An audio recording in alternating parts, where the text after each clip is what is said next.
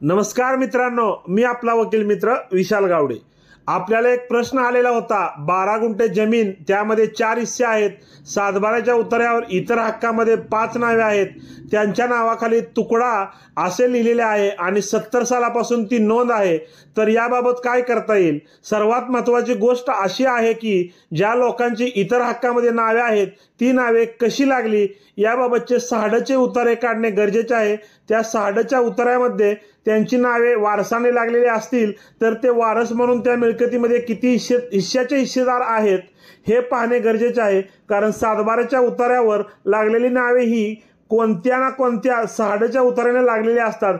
त्यामुळे त्या व्यक्तीची नावे कशी लागली व हिस्से किती हे कळले की मग पुढील कारवाई करता येते। जर इतर हक्कातील व्यक्ती मयत जरी असल्या तरी त्यांना असणारे त्यांचे हिस्से हे त्यांच्या वारसांना पुढे ट्रान्सफर होतात। धन्यवाद।